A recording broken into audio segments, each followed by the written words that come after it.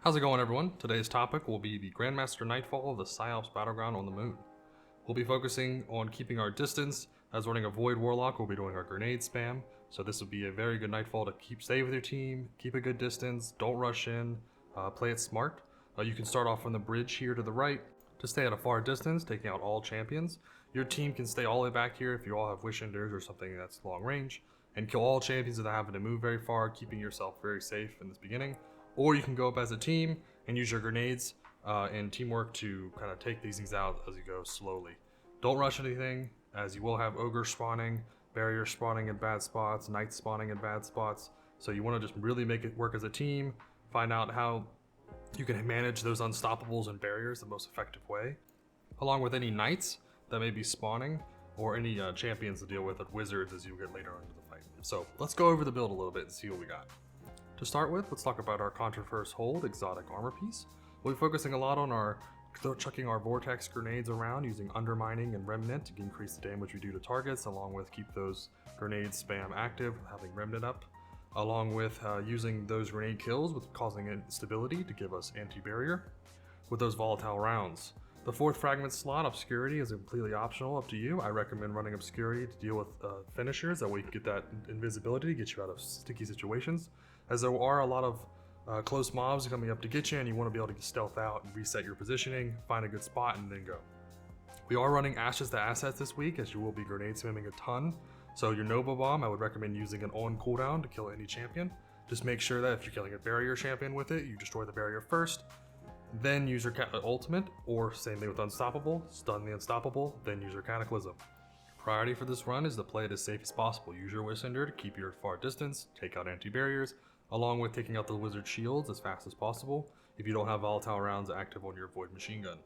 You will be wanting to use double arc resist, or you can use a sniper resist if you like also, but there is a large amount of arc damage that will be incoming. So if you also want to run a proximity ward on your bond, that will help you get that overshield when you're doing finishers, which will also pair up very well with Obscurity. So you can go invisible with the extra overshield, and it'll help your survivability a lot whenever you get in close quarters.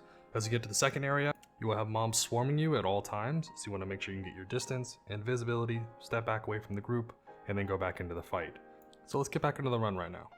Continue to clear the bridge out, taking out any unstoppables as you can. Just make sure you have your glaive up for the ogres, as they do a lot of damage. You are running arc resist, so the void damage from the ogres will mess you up. As you're finishing up cleaning up the bridge, make sure you grab that heavy ammo that's always going to be over here on the side.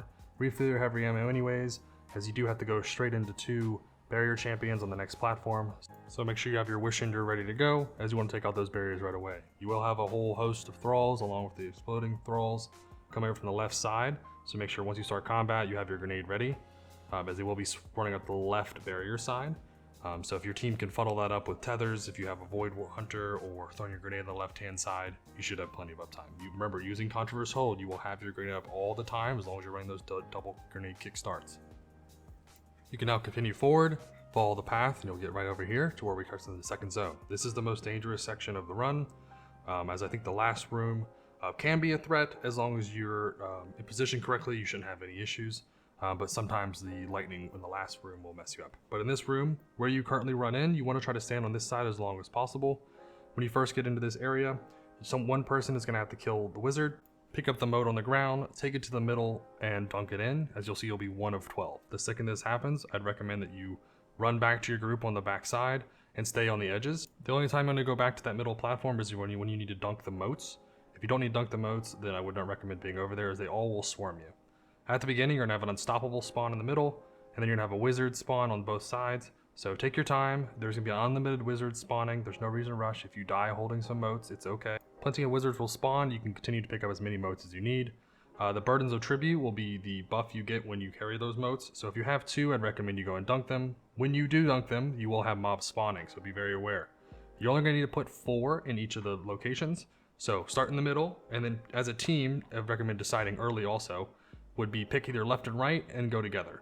You do want to make sure that you're very aware that the wizards do spawn on these outside platforms, so whenever they spawn, do not be immediately on them, as they like to channel you and do a lot of damage. The best way to handle these wizards is to either throw a grenade at them, or use your Wish Ender to break the shield, use your glaive to kind of stutter them as it does Unstoppable, and then continue to break them down with your machine gun.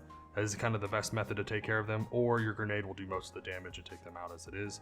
Once you have your burdens of tribute to turn in, dunk them in, and then as a team, move to the next section.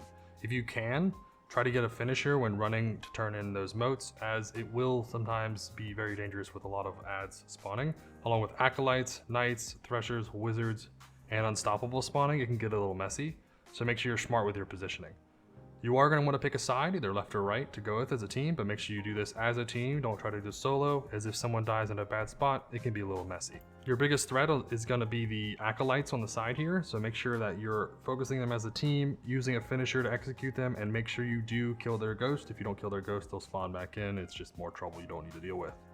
You're going to continue killing acolytes and wizards until your ritual is completed on both sides, so you want to make sure you're consistently turning in 2 at a time if you can, or if you can get all 4 done at each time, that would be awesome. But make sure that you are being very safe with this. I'd rather take it slow. Don't try to rush things. You know, definitely try to find the wizards, get them in a good spot. If they can group up with your grenade, definitely do that. Focus on survivability rather than having to rush this down. There is no rush in this. It can be very easy to complete them both, but as you do this, you'll complete them on both sides.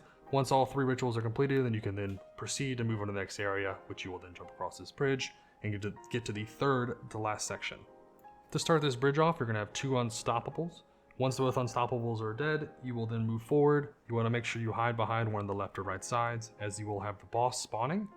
The boss is not really a priority at the start here. You want to make sure you clean up all the mobs, and then whenever you can use your supers if you'd like, as you will be getting it back at the beginning of the 4th phase. So you can use all your cataclysms or tethers or whatever you'd like, and then when you get in this last phase, you can just activate it and you'll get a refresh. But make sure you take out the wizards on the side first. There is no rush killing all the wizards on the side or the thralls or even phasing the boss, but your next target would be the boss that comes down. When she turns all lightning glowy, do not be in her chain lightning. You can sit by the stairs to the backside, line of sight her, anything you need to do. There is no rush to phase.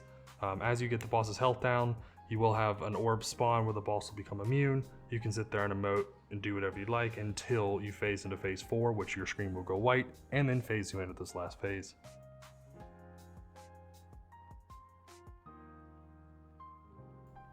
You have multiple options what you like to do this as a team. Make a decision, either go left or right. My recommendation would be to go right side, as you seem to have more walls and more availability to DPS. And you want to make sure that the only time you switch sides is when the wizards come to your side. So if you get overwhelmed on your side, or the wizards kind of fading more to your side, or the Savathun images are showing up on your side, then you can make sure to rotate. But this is mainly just a war of attrition here. Just stay alive, throw your grenades. Once the champions spawn, make sure you get your grenades on them or on the small mobs, and then just kind of take care of some of the minor mobs here, the red bars with the knights, and then you will have 2 champions spawn in the middle. You can ult them right away if you can get them stunned, but you will have an unstoppable and a barrier. Those will be the only 2 champions for the remainder of the fight. So if you're low on revives, make sure you're playing very safe, as there are a lot of lightning strikes that will come down from Savathun images. So even with you think you're in a good safe spot, I would kind of overestimate hide behind a wall if you need to when the lightning's happening. It's always in a pattern. So you won't have 2 chain lightnings on the ground covering up the whole map back to back. So if you see one happen, you have about like 10-15 seconds to go grab either the spear or run around through the middle or anywhere in your section before it's going to happen again. So you only have those threats when the Echo of Savathun is active, not when the boss is active. When the boss is active, she will just throw grenades at you. So you gotta be very aware of, do I see a grenade throwing at me? No. Okay, I'm just gonna line of sight here, use my Wish Cinder, slowly tick her down and save my ammo. And I would recommend using your machine gun and your glaive to take care of all the other minor mobs around, not to do the boss damage. Use your Wish Cinder for that. The Wish Cinder will do a fantastic amount of damage. Or Quicksilver Storm is also a fantastic option if you don't have a Wish Cinder, as that will allow you to spam out rockets and grenades and everything else directly on the main target. Each third of the boss's health that is reduced, you will go into the phase where you have an Echo of Savathun spawn. As you'll see, there's lightning going everywhere. It paths in weird patterns, so if you're close to too close to walls, you will sometimes get messed up by the boss's lightning. So I would not recommend using your super here unless you're in a really good spot, as you'll see from my example in a second here. I'm going to throw a grenade out and then go and do my super, thinking I'm going to do a bunch of damage on this unstoppable ogre, and then I'm going to take the boss to the face. So try to be better than me, and don't super the boss directly in the face. Luckily we had a Void Hunter there to use invisibility and get me back up due to my stupid mistake. Your main priority in the aspect of Savathun phase here is this, as you'll see with the indicator of the circle in the middle of the map there, is to grab those spears. The spears are the only thing that affects the boss. So no grenades, no supers, no bullets, nothing will be able to penetrate the boss's immunity there. So you want to make sure that you grab that spear and shoot it at the boss. Use your grenade ability to help yourself dash around, as if you go in the middle here when the lightning is happening, you may put yourself in a dangerous spot. So make sure you watch the for the lightning indicator, go in there, use a finisher with invisibility to have that safety of not running in there without any defensive up or anything, or have your glaive ready. But once you see that chain lightning happen, grab the spear, get yourself to a good spot, use that teleport, and then be very safe with this. Throw those spears at the boss, or if you need to use them at the barriers for extra damage, you can. But again, you gotta be very careful with your positioning, as the boss will try to snipe you out of the sky, and get you killed really fast. So spam those spears out. Whenever you need more, go back and grab more in the middle for the first phase of the aspect of Savathun. Once the aspect is cleaned up, you will have the boss spawn back up in the middle. You're gonna rinse and repeat, keep yourself safe. The boss is gonna go to one of the sides, so that determines on your positioning. You wanna either go to, if the boss is on the left side of the room, then you wanna be on the right side of the room. Again, if the boss is on the right side, then you wanna be on the left. Always be on the opposite side of the wizard, as you don't wanna take the orbs to the face, as they tend to hurt a lot. So even with your arc resist, you will seem to get punished. So just make sure you take this nice and slow, don't rush anything, use your wish ender, take out any knights, find a good spot to DPS the wizard. He will try to hide a few times, but in the meantime, just take out some of the red mobs around and you'll be okay. So just keep your distance, shoot through any holes you can, focus the boss, and then you can move on to the next aspect phase. As this aspect phase will be a little different, as you will have 2 echoes of Savathun, so you want to make sure that you're prepared with your positioning on what platform you're going to be on. So as a team, decide again, right side or left side, pick up any ammo you need, and then as a team, pick your side. You want to make sure you only pick one side for the echoes, as you only want to aggro one at a time. You don't want them both chasing you down. You're going to want to make sure you focus any red bars that are lingering on, and then whenever you're ready, take out that aspect on the right side. So you're going to grab this orb, which is where the spear is. You grab your spear. Everyone can grab a spear as much as they want. Even if you're not completely depleted on ammo, you can go grab and restock whenever you think it's safe. And just find a nice wall to hide behind and throw your spears. They will kind of auto track to some of the mobs there, so if you need to, hide it behind a corner, it'll bend and turn, and then auto lock onto the boss. So as long as you get it somewhere in the vicinity, it will hit the boss, and then you'll be able to just consistently pummel the boss with your spears. So play it safe, don't rush anything, just throw your spears all you can, do one Savathun at a time. Once you get the right side down, you can then switch to the other side, or you can just throw your spears all the way from the right side to the left side, so you can keep it safe. So whenever you have one aspect dead, you're pretty much in a good spot. You can stay on this right side, throw them. They don't really have a distance that can harm you, as you won't be in the vicinity. So just consistently grab those spears, throw them at Savathun, spam them to your heart's content. You will need to finish off this aspect, get you in the last phase where you just have to deal with the final boss one last time, using up all your remaining heavy ammo, special ammo, wish ender, whatever you'd like. Finish the boss off, execute the boss. It's very important that you do have to execute the ghost. Once you execute the ghost, you can then move on to collect your loot. As a reminder, there is a bug that is happening right now where it's having a hard time getting platinum. I hope Bungie fixes it and makes it so everyone can get platinum all the time. But for now, you should be able to just get your gold, have a chance to get it completed, and then move on from there. I really hope this guide helps out. If you have any questions, put them in the comments below. Like, subscribe, really helps me out. I do stream on twitch.tv/eclipticprime. And I hope you have a fantastic day.